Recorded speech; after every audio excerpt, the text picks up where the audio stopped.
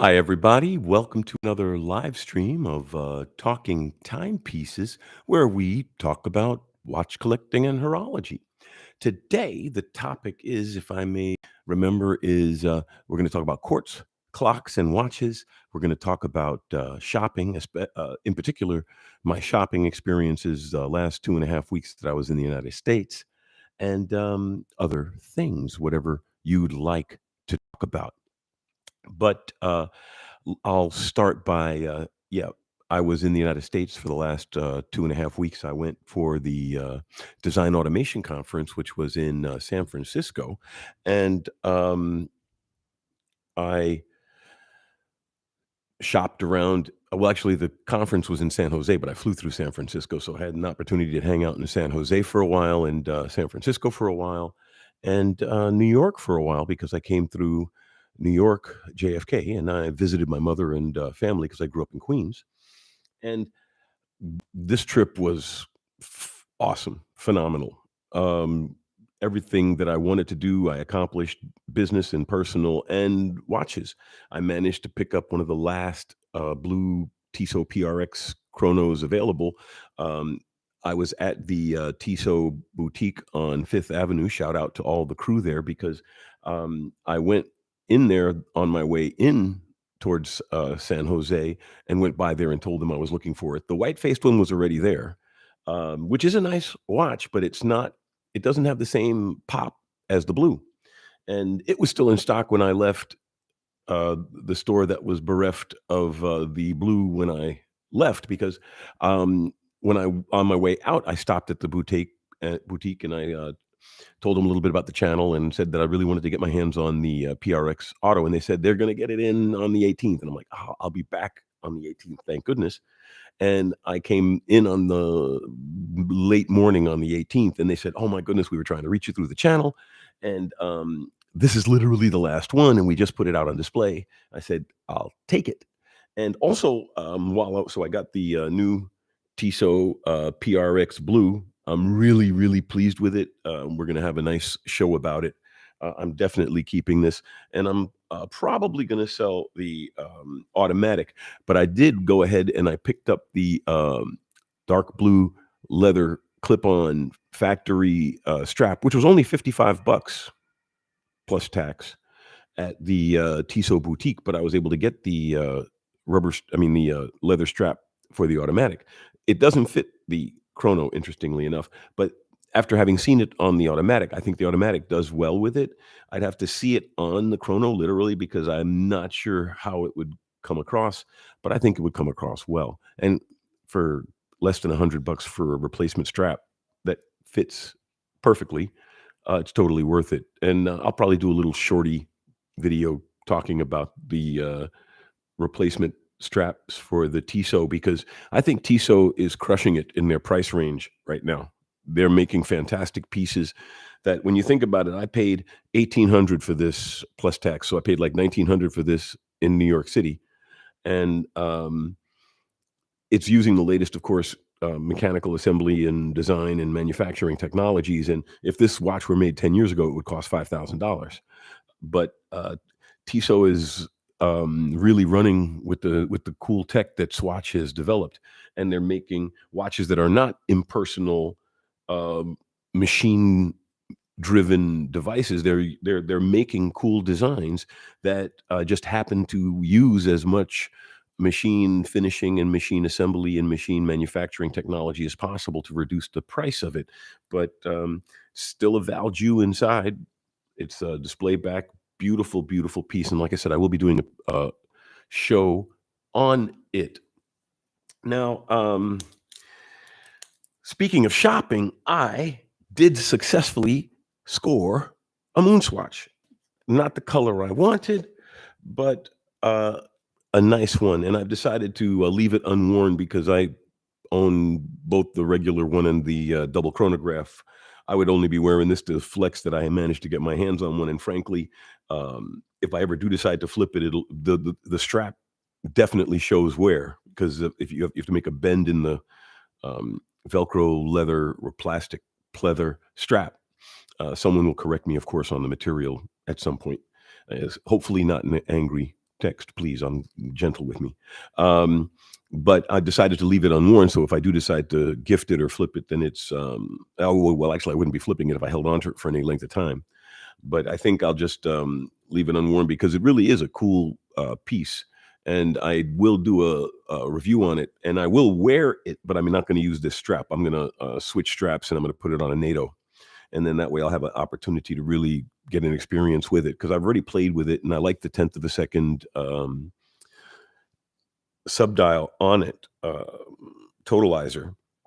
So it was a very, very good shopping expedition for me. I didn't encounter the Seiko GMT, but then I found out that it's not released yet, so I just put in an order for one.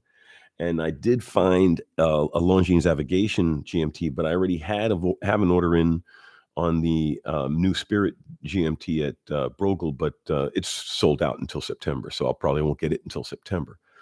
And then I'll do a state of the collection video, then everybody will see what I got. But as far as shopping in New York, well, I also, like I said, also did some shopping in San Francisco, and I had both very good experiences and very bad experiences in the stores. And I'll be very blunt about my bad experiences. Well, when I was in one of the biggest malls in San Francisco at Tourneau, they were only allowing in as many people as they had sales clerks, and so at some points there was literally only two people in the entire store, but they wouldn't let me in. I came by at inopportune moments, so they missed an opportunity because I was actually looking to buy something, and I did buy watches, but I didn't buy any from Tourneau. But the Breitling shop there was fantastic, and some other people in other shops were fantastic. But no, I'm getting tired of Tourneau. They're too full of themselves, and I understand they were just bought. I hope their new owners. I believe it's Buchera, which have their own problems with nose in the air issues. They're very snide and snobby towards people. They don't appreciate my son-in-law, who has a deep, I mean, yeah, sea dweller. He went to a Buchera shop in the area. I'm not going to name, point fingers at specific shops, but he was treated very shabbily because he was a young guy with an expensive Rolex, and they mocked him about, is it real, and all before beginning to serve him. He just walked out because he's a successful IT guy, and just because he's a young man doesn't mean that he can't afford a Submariner. And like I said, I didn't like being brushed off at Tourneau. I mean, who's making that much money in this economy that they can just be jerks towards people? They just assume, I guess, that you can't afford what they have, and they brush you off. And then you have a pretty woman situation where you walk by and you go, if that's $1,900 you didn't get, and I might have bought something else. I don't know. Maybe there was something that struck my fancy. But shoddy service and being a total jerk and pretending to be a watch snob as a retail employee, all it does is piss people off about the brand. And the companies should actually think about that and audit that, frankly. I mean, if Starbucks can shove sunshine up their barista's butt and make them all smile at everybody, a watch shop throwing $2,000 and $3,000 and $5,000 and $7,000 watches around can at least be nice to you. And hey, it's just Lola. How's it going? Bought a copy of the Moonsatcher 26. It looks identical to my real one in any way. I bought the fake for the replica strap, which is actually more comfortable. Okay, but you know how I feel about fakes. They are a lie. I mean, and the only reason that the one you got was attractive to you is because it's a copy of a highly desirable watch. But I also believe that the band is not the watch. So if you bought the fake for the band and you don't wear the fake, then I would give you a gray area on that one, because you're not wearing the watch, you're wearing the band. The band is like rims on a car, in my opinion. It's nice to have the factory rims, but the important thing is that the car is the right car. And if you can't get the right rims, or if you want different rims, or you want to put sport rims on it, go for it. But so in other words, to buy a fake, because I've known people who've done that, bought the fake to get the band that you couldn't get for the watch. Like I actually did that a long time ago. I was in New York City, and there were some fake Breitlings, and I bought one for the bright yellow Breitling rubber strap. I didn't wear the watch, but I put it on my Breitling. because at that point they didn't have a yellow strap. The fake actually had the fakes had a better color palette, but that usually happens with fakes. You get weird things. Sometimes it looks bad, like they've tried to put a fake tourbillon in the middle of a Rolex face or something.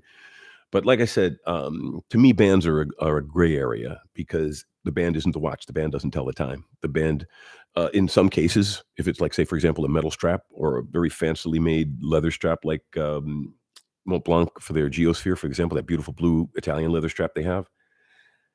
That's why I say it's a gray area because straps can be as branded and as unique as the watch. They're just not the watch. I mean, but a well-made metal bracelet is as unique to the watch as the watch is. So, like I said, that's a gray area, and I would tread lightly. But I mean, I'm not an adjudicator, and my opinion doesn't mean anything anyway. But I would say I wouldn't give you a hard time for using the other strap. I would give you a hard time for wearing the watch, but the strap, like I said, that's a gray area. I got the Mars, so strap is bright white and easily ruined. Oh, that's the one I actually wanted because if you're gonna get um, a homage Omega, and in my case, I have, like I said, two Speedmasters. Speedsmaster, ha ha ha. Then I like the fact that the mission to Mars harkens to the Alaska project with its totalizer hands. So yeah, definitely that is a good watch to wear, and if you can get a replacement strap for it, more power to you. Like I said, just don't wear the watch. In fact, if you can bring yourself to it, smash it, send me the picture. I'll post it on the site on the channel pictures. And keep the strap. Or if hold your nose and sell it forward, but don't wear it. I got the Mars right, so didn't want to ruin the original strap. Yeah, so but like I said, to me, straps are a gray area. But then again, like I said, I'm not the be all and end all guy. I'm just a guy who likes watches and beer. I'm drinking Beck's Unfiltered now. I don't know if this is available in the States. I was in the States, but I didn't bother looking at the bottled beers. I tried to drink local, well, not necessarily local. In New York, Yungling is local, and Sam Adams isn't really local. But I tried to drink whatever was regional on tap. So I don't know if Beck's Unfilters is available in the United States, but I hope it is because it is a good bottled beer and you should enjoy it.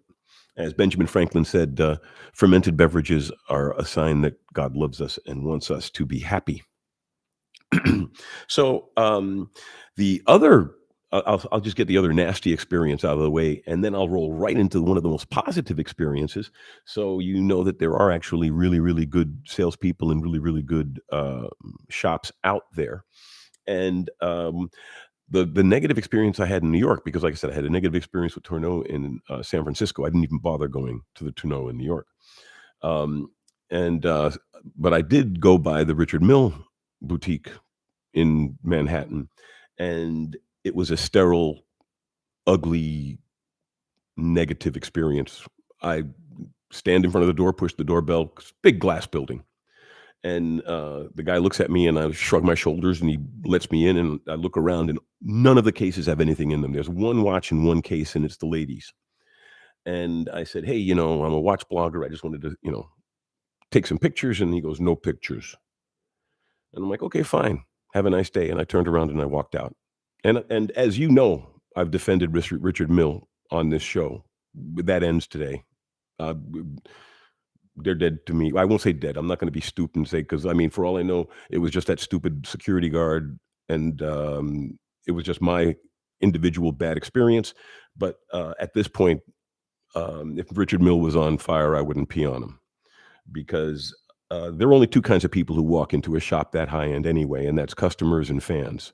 Average people, average consumers, they look in and they see the "go screw yourself" decor, and they keep going. And so only people who really have the money to unload walk in, or fans like you and me will walk in. And the right shops enjoy the fans. But the wrong shops, like I said, Richard Mill lost a big supporter. I really defended Richard Mill. And like I said, I can show you the video to back up because I've responded to direct questions from the audience on Richard Mill, and I've always supported them. But if you're going to be that big of a jerk and that hochnäsig, as the Germans would say, if you're going to be that stuck up about your brand, you don't need my help. You probably never did, but it's I actually supported them as an alternative high end brand. But if you're just going to be stuffed full of yourself that you can't even talk to a fan, then no, you're not a real horological company. You're just trying to grind out stuff so rich people will lose their money in your direction. Um, yeah, but then that goes right to my very positive experience. Hey, Johnny Arsenal. Lots of watch shops are too snobby, but luckily not all. Exactly. Tissot did a Bucher Blue chronograph, which is only available in Europe. Very sharp, but another missed sale. Well, the Tissot shop here in Manhattan, I mean, not here, I'm back in Germany, but the Tissot shop in Manhattan was actually very, very good to me. And um, Roxy Patel, the sales executive at Jacob& Co.'s flagship boutique on 48 East 57th Street, good woman, Roxy. They rolled out the red carpet for me and let me play with a couple of their watches. I did a little quick video that I posted on the Godfather. Some people criticized that I talked over the tune, but the background music in the store was so loud, it wasn't even worth the trouble. It was more to show the mechanism and the movement than to actually hear what it was playing, because of just the background noise was just comical. But I was able to get up close and personal with some $1 million watches, which if Jacob & Co. can do it with their incredibly beautiful, outlandishly designed, jeweled and unjeweled and musical pieces that are literally as expensive as Richard Mill, and they were very, very nice and open. And so they get all of my kudos, the Jacob & Co. shop and Roxy Patel. And like I said, I took a bunch of photographs at the Jacob & Co. shop, and I'll be posting them on the site. I'm doing a roundup of all, not all, but highlights of my shopping expedition in Manhattan. I even recorded an open and close in the city. I just have to edit it all down. But yeah, I had some really good shopping experiences. Was in the Omega boutique. I was going to buy a blue alligator band for my Globemaster, but I actually found a really nice blue band for the Globemaster. But I wanted to get the factory, but the factory blue band is just too dark, in my opinion, to really bring out the blue in the text and the indices, the blued indices and hands on the Globemaster. So I'm going to keep it on the strap that I like the color, but it's not a factory strap. But leather is leather, so I'm not going to worry too much about that. And like I said, how I feel about straps. It's nice to have a factory strap. The best compromise is a factory buckle, but sometimes you just have to wear an off-brand strap to get the right color or the right shape or the right feel that you want with that watch.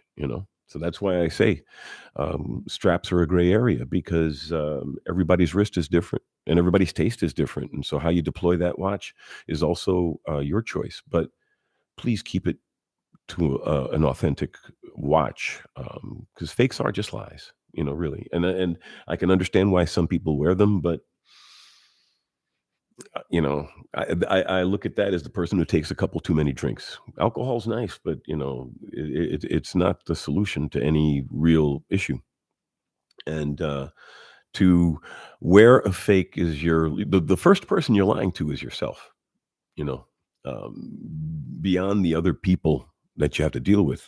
Every time you look at your wrist at a fake, you're looking at a lie that you're telling to yourself. I mean, better to buy an homage of that same watch, and then you have at least the name of a company who stands behind their product. As it's come up in other discussions, a company like Steinhardt, their homage to the sub is actually quite a robust watch, because Steinhardt's name is on it. They've copied the style, but they have to put their own quality into it, or else their name doesn't mean anything beyond being a Rolex homage. And there are a lot of Rolex homage companies out there, and you could literally grade them by quality. And some of my fellow watch bloggers have done so. I believe it's Adrian is his name. No, Adrian is Bark and Jack, and and good luck to him on. He's going to launch a channel under his own name. He's dropping the Bark and Jack watch channel because he wants it to be known that it's his opinion and not the company's opinion. And I can only support him in that. Kudos to you, Adrian. I forget the gentleman at Just One More Watch. They could have the same name. Maybe I'm just blanking right now. But I believe he did a very, very good ranking of about 10 different Rolex homages. And the thing about, like I said, the biggest difference, and I've done an episode on fakes and copies and homages. The biggest difference between a fake and an homage is the homage has the manufacturer's name on its face. And so that manufacturer will put the effort that they have budgeted into that product. Whereas a fake, they don't care. They're going to put a quartz movement into a watch and tell you it's an automatic. They're going to put a cheap automatic into a watch and tell you it's a high-end quartz. Or, I've literally seen both directions in fakes. And I'm going to, oh, by the way, I do still have those 3 Rolex fakes that I'm going to do a close-up on and smashing. I just have been busy. I've been to 4 trade shows in the last 6 weeks. In embedded electronics and the like. But luckily I'm here at least until September, where I'll be at the Things conference in at Amsterdam. The LoRaWAN, the old television band is now being used as Internet of Things infrastructure bandwidth. And so I'll be going to that support infrastructure conference in September. You should check it out on electronicdesign.com when you have a chance. As are the videos I shot at the Design Automation Conference, Hanover Fair, Power Control and Intelligent Motion Conference, and Embedded World. So if you're into embedded electronics technology, totally go to Electronic Design and see the videos I shot at these shows. They really are good. And speaking of videos, one of the beautiful things I did when I was in the city, and I encourage you to take a look at it, is I was at a temporary exhibit of Patek Philippe electronic clocks. Patek Philippe, a lot of people don't know. I knew, but I didn't know the scope. That Patek Philippe could probably still makes, but this was an exhibit of their quartz devices that were pre-internet timing and GPS timing. So these were all quartz-based, laboratory-grade, rack-mounted electronic clocks from Patek Philippe. There was even a green-painted one that Rolex bought and used in their own factories. They used a Patek Philippe master electronic clock for their own benchmarking. And I'm going to actually post that portion of the video as a separate excerpt, but I totally encourage you to watch the whole video. It's like less than 20 minutes long, and she walks. The curator of the exhibit walks us through clocks that Patek Philippe made for NASA to synchronize the timing and launch facilities and the like. Really, really interesting exhibit on electronic clocks. And I was just lucky enough to be in New York City at the time that it was running. Not so lucky I couldn't get to see anything in the Boulevard offices in the Empire State Building. I tried, but I'm still not big enough, I guess, for them to answer the phone. I spoke to people, but not the right people. I'm still not big enough, I guess, to get respect in some of these locations, but I am glad for the people who actually reach out to me and help me a great deal in that. Like, for example, Tanya Edwards over at Collectibles, who are Collectability, I believe, is the company, who, along with Watches of Switzerland and I think it was Alt Shift, were the sponsors of the exhibit. But when you think about it, they had some really, really historical Patek Philippe electronic clocks, like even some that were used by governments to synchronize timing, airports, power plants. It's a huge exhibit. It's literally racks and racks of Patek Philippe electronic clocks in this beautiful suite where the Watches of Switzerland people do their business. So it was really a beautiful exhibition about a facet of Patek Philippe that no one ever thinks about. Oh, and the curator was wearing a beautiful ellipse, by the way. And so, yeah, I encourage you to watch that video.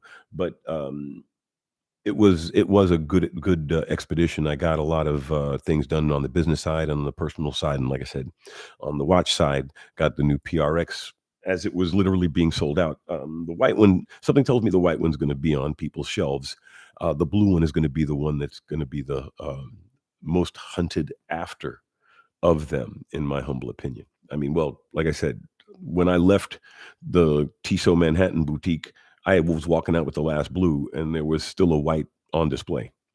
So they're beautiful. Both are beautiful watches, but the blue face, I think, and the blue flake, it looks so much like all. I mean, the blue faced reversed panda is a classic design and is used in many, many, many watches. I was looking at a Bulgari, an Octo that had the exact same color pattern and dial pattern, reverse panda on blue face, but it's very, very obvious that this is not a Bulgari Octo homage. It's an homage to an earlier 70s Tissot that was an homage to the AP Royal Oak, but everything, I shouldn't say everything, but there were quite a few um, of those watches that came out immediately after the Royal Oak, including the Nautilus and the Vacheron Constantin and a couple of others. So the nice thing I like about this, and like I said, I'll go into it deeper in the review, is it doesn't have a huge bezel. It's not trying to be. I mean, it's got a case shape reminiscent, but it's more of a case homage to Genta and not to the Royal Oak itself, because the case shape is also reminiscent of the oyster quartz, the Rolex oyster quartz. And like I said, I like the fact that there's no bezel on this. Pretty much, it's very, very slim bezel, because all of the other AP homages have these humongous, chunky, clunky bezels, like the Alpine Eagle or that's from Chopard, or the Marie Lacroix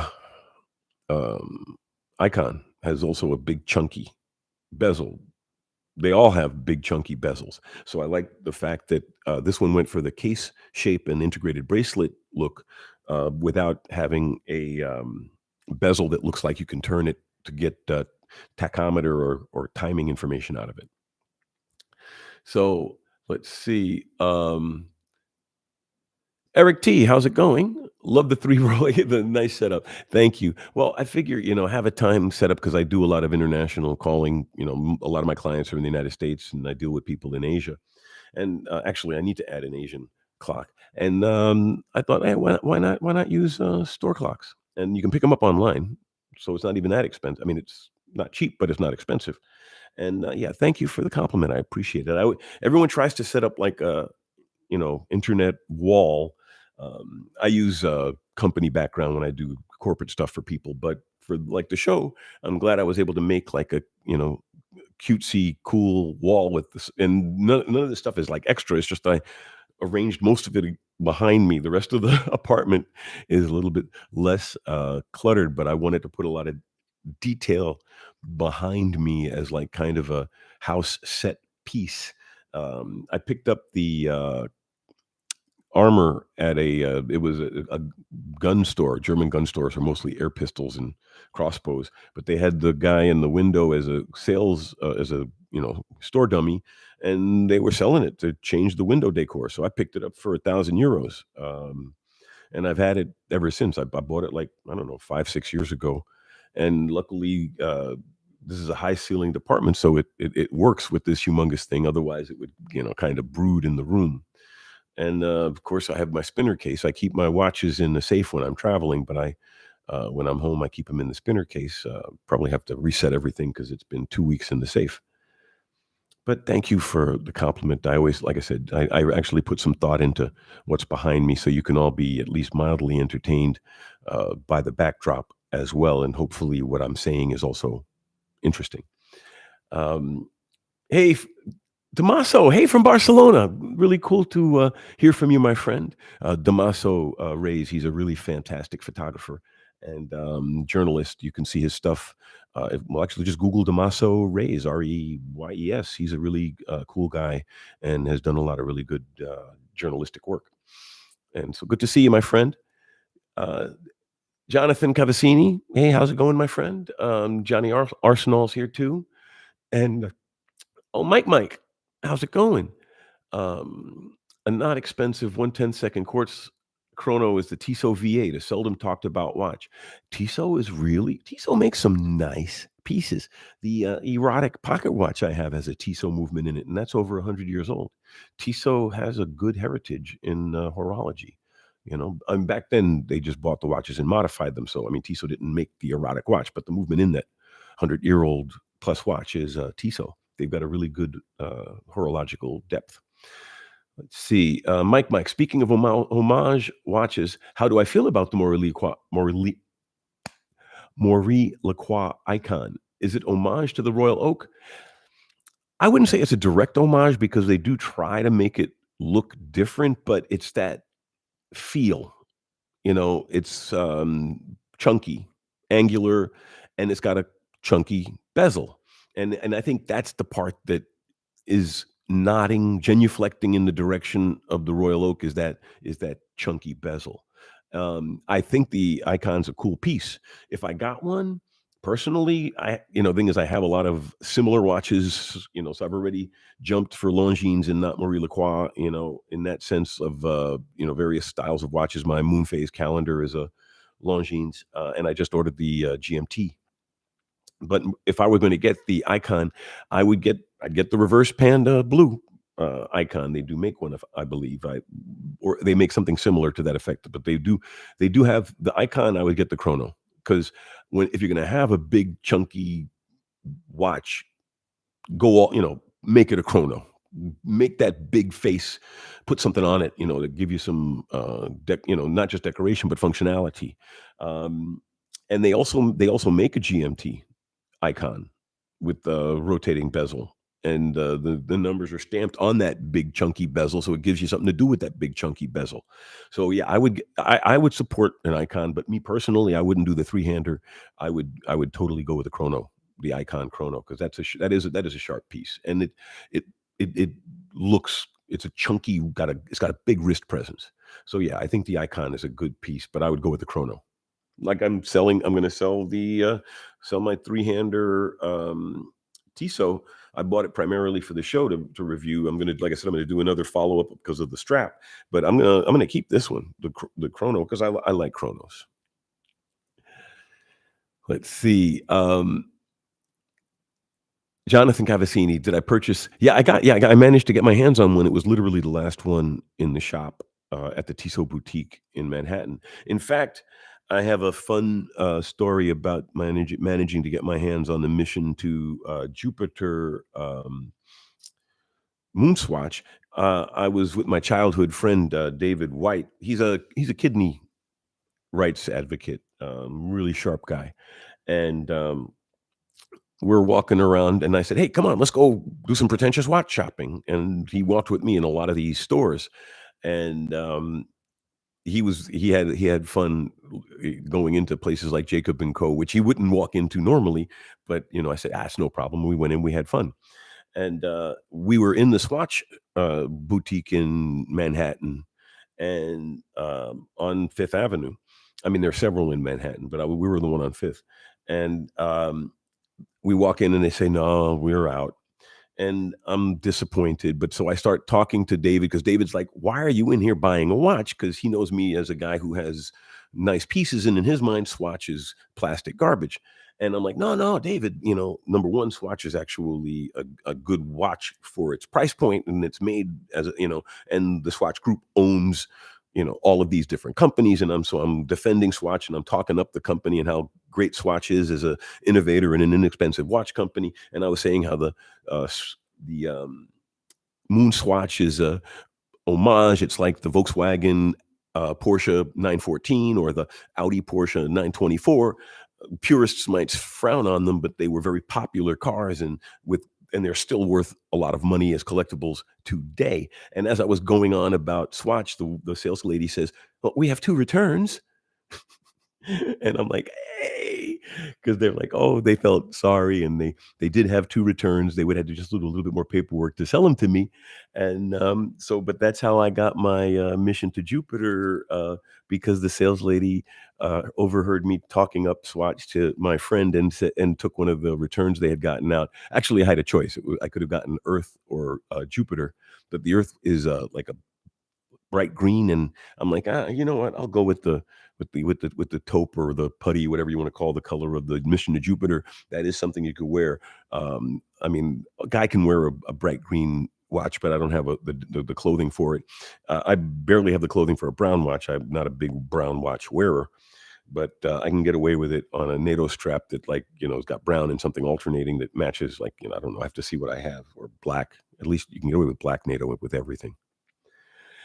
But yeah, so the salespeople, took mercy on me and let me get one of the returned moon swatches. But the thing about these stores is, when you're talking about multi-thousand-dollar watches, you're either getting shoppers or you're getting fans, because, like I said, the average person doesn't just walk in. So if you go in there and you know, give them something to talk about, lighten up their day a little bit with some interesting conversation, they remember who you are. And like I said, I went back to the Tissot shop. They remembered me, and they were so happy that I was able to get my hands on the PRX, because it was literally the last one in the store. And they had said they tried to get in touch with me through the channel, but I was traveling anyway, so I was on and off communications with my phone, depending on if I was in Wi-Fi, because I wasn't going to pay for roaming from Germany.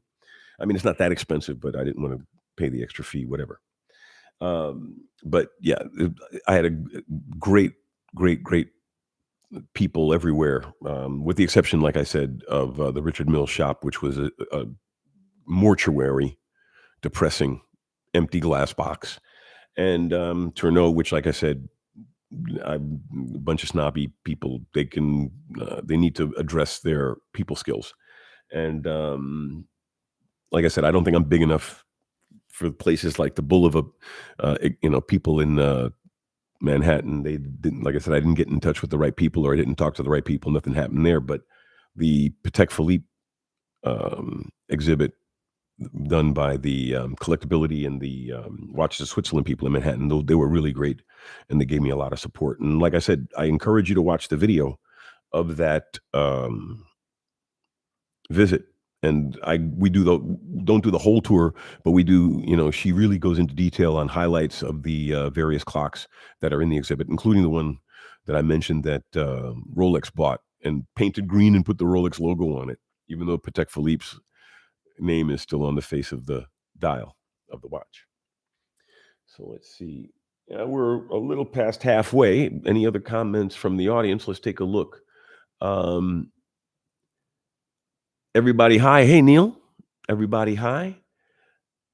Looks like the VC222. Well, that's the thing, is once you start getting to an angular cased integrated bracelet watch, they all look relatively the same from a distance. Is when you have to get close up to really see the details, because, like I said, this looks a lot like the Bulgari. I don't know. I had to look at the face of it to remind myself of the Bulgari, but yeah, this looks actually a lot like the Bulgari from a distance. And then when you get closer, you realize the Bulgari is a third of the thickness. I mean, the Bulgari is comically thin compared to this. And the workmanship, and I mean, you flip it over and you can look. This has got perlage. It's nicely decorated, but it's not well decorated. And the Bulgari is awesomely well decorated, and it's a micro rotor movement, very, very well turned out. And yeah, did I say thin? So there are differences between watches, even that have cosmetically similar details from a distance. As I was pointing out to people today, a Volkswagen Passat or an Audi A8, they're nice cars, and from a distance could look a lot like an Aston Martin, but they ain't Aston Martins. And they both will carry 4 people, and they have 4 wheels. But it all ends when it comes to materials, fit and finish, assembly, detail, something of a high quality. Not necessarily, it doesn't have to be. I mean, I personally think this is a luxury watch. I would call this a basic luxury watch, because if you're paying more than $1,500, this was an $1,900 with tax. It's not a $6,000 Seamaster, but it's more than the average person has to toss around on a casual basis. And you don't need to wear a watch in a world with cell phones.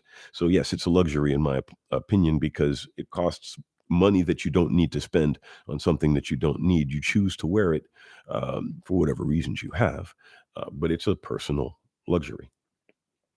Let's see. Shy Robert, hey.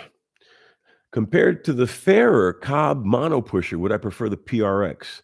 Well, okay, the thing about Ferrers, they're really nice pieces, and I'd been really on the fence about buying their Rattrapant um, flyback, but they do have very bold colors, and if the model doesn't have a color scheme that you like, it can be off-putting, like the double chronograph Rattrapant. Um, Now, in the case of the Fairer Cobb mono pusher, let me call up an image right now in real time. Let me look, and I'll actually look at it and give you an intelligent answer instead of just trying to remember the last time I saw one. Fairer Cobb mono pusher, and yes, I do remember this piece. I think it's a very cool piece. I really do think it's a very cool piece, and um, if it m I will admit I'm more of a conservative watch collector. If it was in more traditional colors, I would be more attracted to it. But then again, I'm a 60-year-old man, you know? If I were a younger person with I mean, I used to wear brighter colors and, the like, and, I would probably have found more room in my collection for the fairer mono pusher, but good watch. 100% my endorsement if you wanna buy it. I mean, well, not that you need my approval to buy it for yourself, but, I would not frown upon that purchase if you wanna know what I mean, if you want me to say, "Hey, which should you buy?" For a young man, I would say go with the Cobb Mono Pusher because it's a more modern design. This is a retro design, you know what I'm saying? And it's only appropriate, in my opinion, in certain situations. Like, for example, I wouldn't wear the well, this is the cr I would wear this on the leather with a suit, um, but I would be hesitant to wear this with a suit. I would wear it in a pinch with a suit, but I would prefer to wear something a little more subdued with a suit, something more conservative with a suit. But, for example, I'm not you, and, if you like the way that looks, I would go for it because it is a nice piece, it's well made, and Ferrer is making a name for themselves, as because, like I said, I really was attracted to their, double chronograph, flyback, and frankly, I might still be interested in buying one, but they're all sold out now. See, I sat on the fence too long, and I that train went out of the station, and that's one of the, negatives about hesitating on a watch buy, but then you don't want to jump too quick on a watch buy either.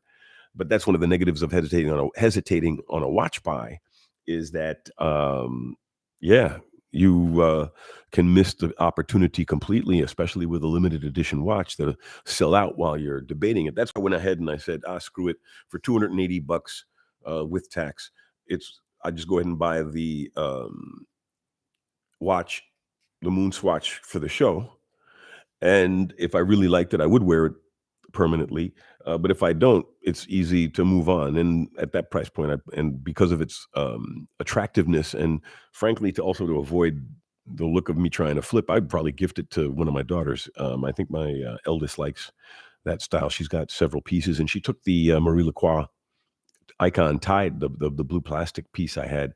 She liked that one. So the nice thing is I have plenty of people who are willing to take the watches that I choose to gift away. Let's see. Johnny, hey, how's it going? Sad to see that lots of high-end quartz watch company manufacturers for women only now. Well,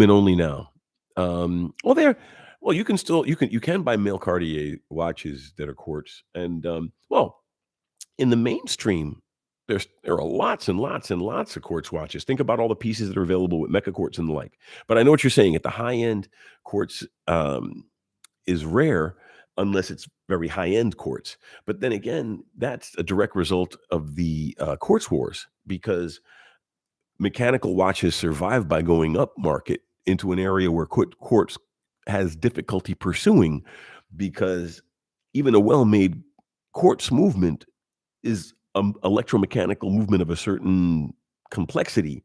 You're not. I mean, well, I shouldn't say you're not. I can see a time in the future because quartz is already a legacy technology.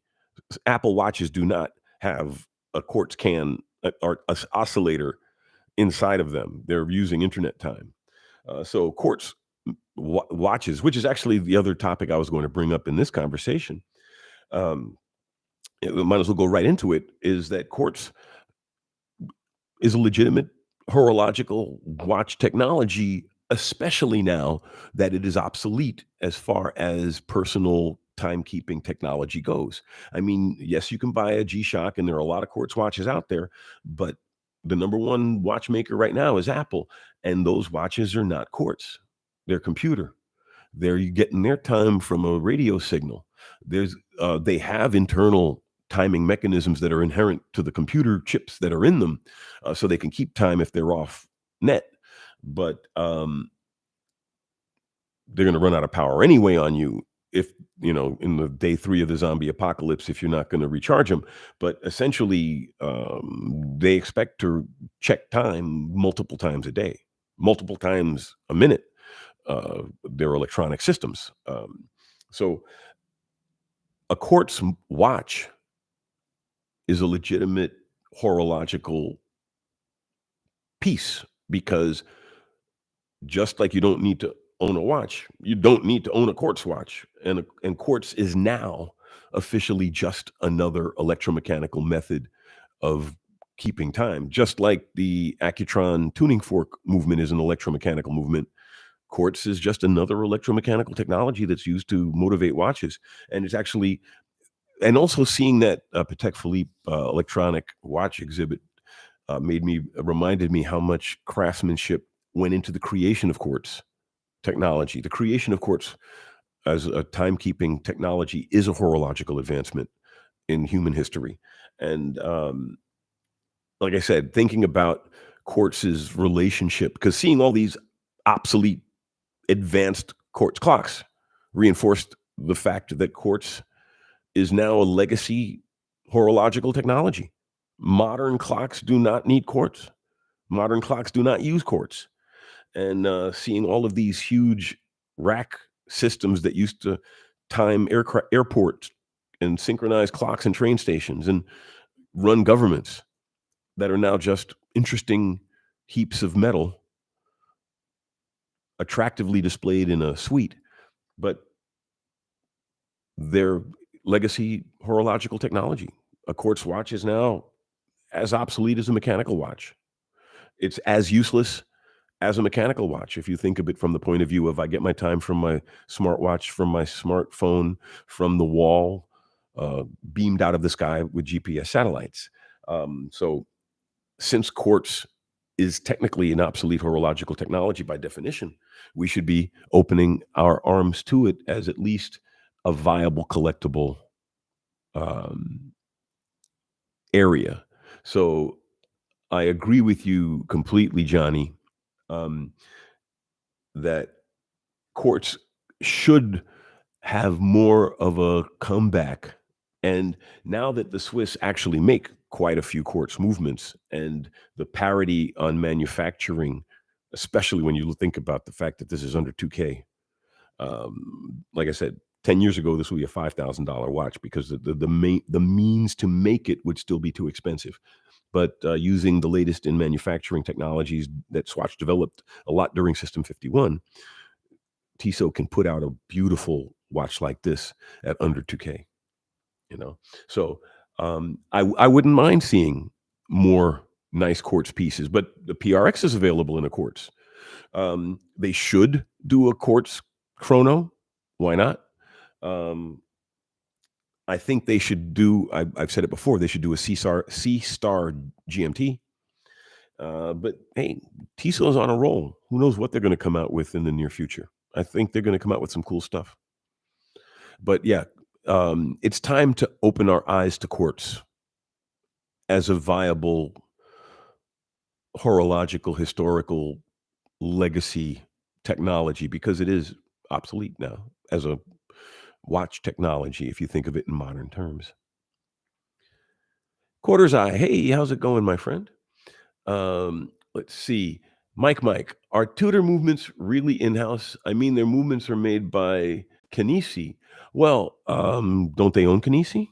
If I'm wrong, correct me, please. But they're vertical in the sense that, well, you can make the argument about that this is then in-house as well because Swatch owns both Tissot and Etta.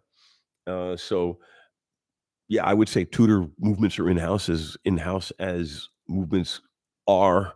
They're honest about, I don't think, does Kanisi make for other people? I'm not sure myself. That's something I could look up here, but I don't want to do that kind of that much looking up on the fly while I'm trying to, entertain you all. But food for thought. I'll look into that.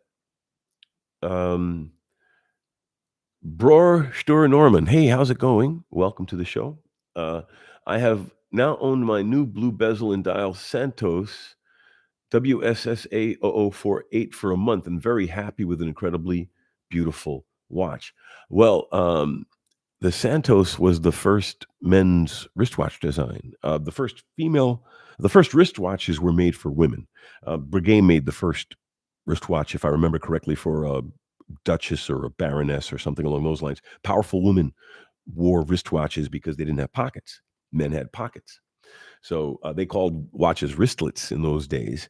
And it wasn't until World War One that wristwatches became popular. In fact, World War One killed the pocket watch because you can't fight a war with a pocket watch. You need your hands free. And the first wristwatches were literally pocket watches put in leather cases strapped to soldiers' wrists.